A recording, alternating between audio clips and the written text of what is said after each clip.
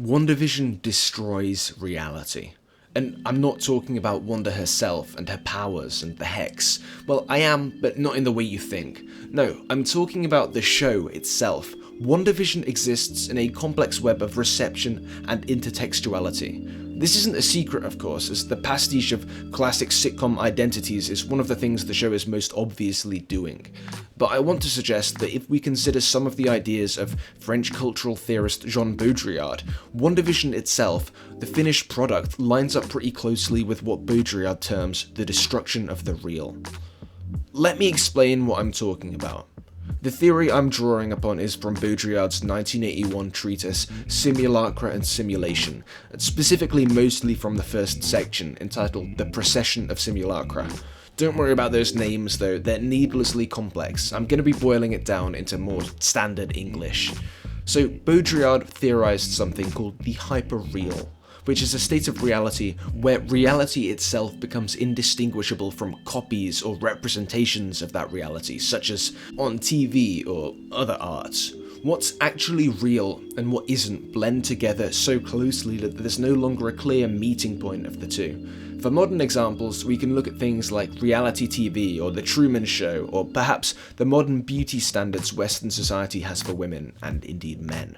These standards are so conditioned by airbrushed and digitally altered pictures and videos that the implicit ideal someone in today's society might have of the perfect woman is not only unrealistic, but based entirely upon representations of women that were never real to begin with. To break it down even further, Baudrillard writes of 4 key stages of the process by which things become hyperreal. At the first stage, things reflect a basic reality.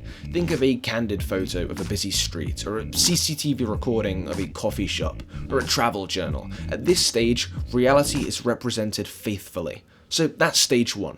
Stage 2 is the perversion of reality, which basically means that rather than a faithful copy of the real, things are now unfaithful copies trying to hide that.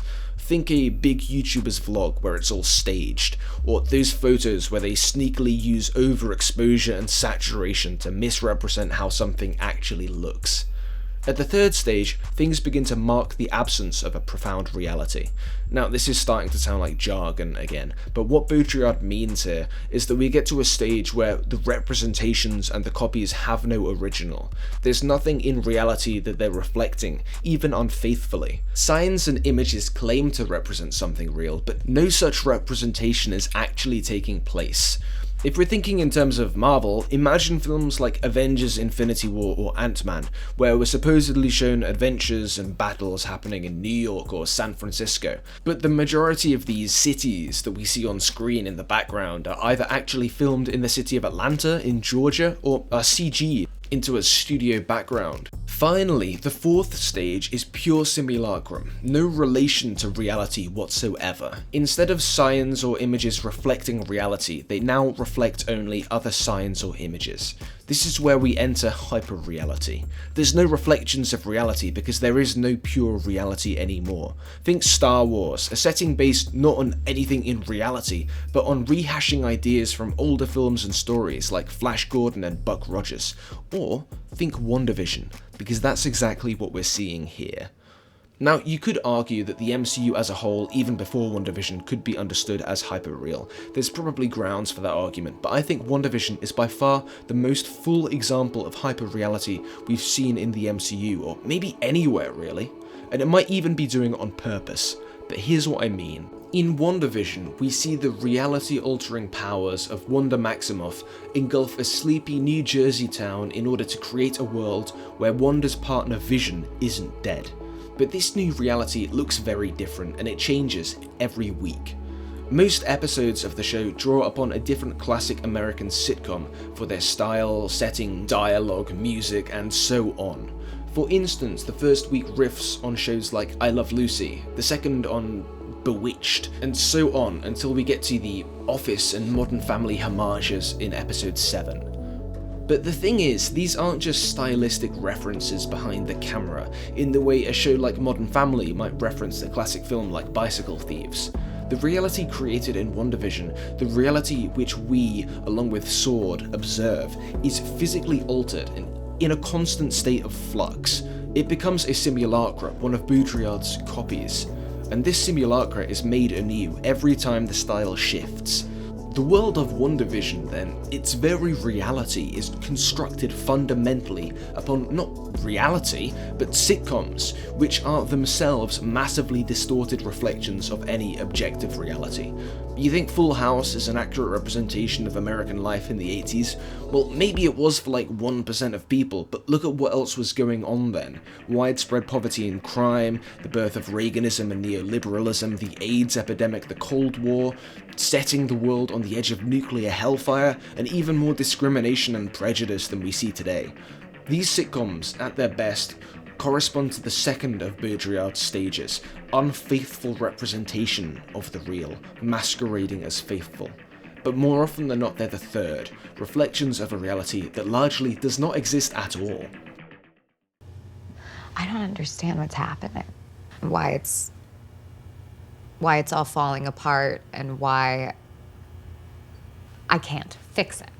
And that's what makes WandaVision the fourth stage, the one which bears no resemblance to reality itself, only other signs, or in this case, sitcoms.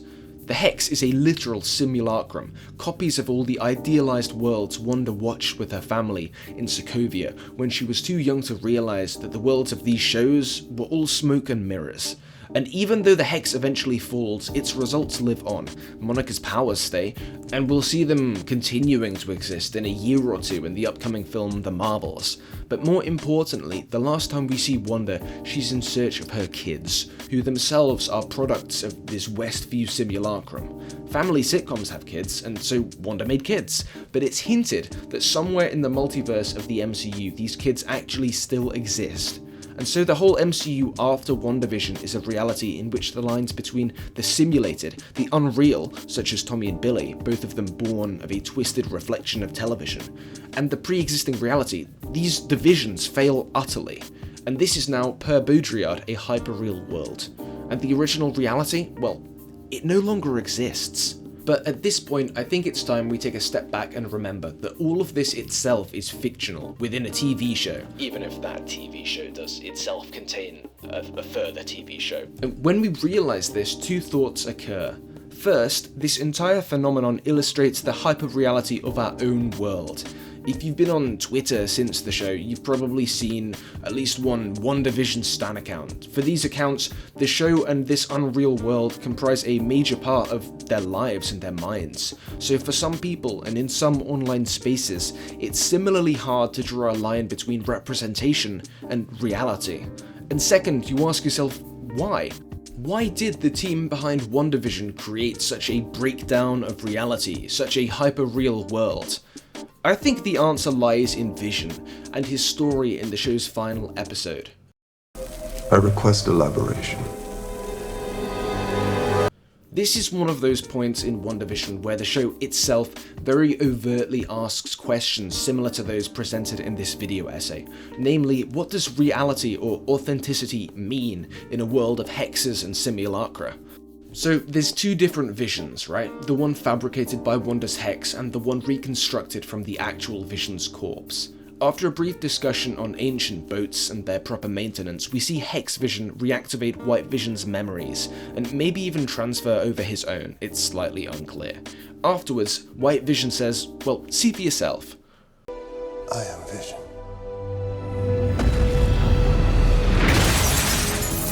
This Vision conflict is a meeting point of the real and the simulated. White Vision is reality, and Hex Vision is an unfaithful representation of that, whose identities, memories, and actions have been determined by the fourth stage hyperreal simulacra of Wanda's various Westviews. And yet despite this, reality is changed, awakened by the simulated. White Vision outgrows his programming and stops trying to kill Hex Vision, Wanda, and their kids. We don't know what's in store next for White Vision, but from the brief moment I just showed you, it's clear that an engagement with the simulated, this hyperreal moment where reality and representation meet, has allowed White Vision to develop, to see a truth he hadn't before.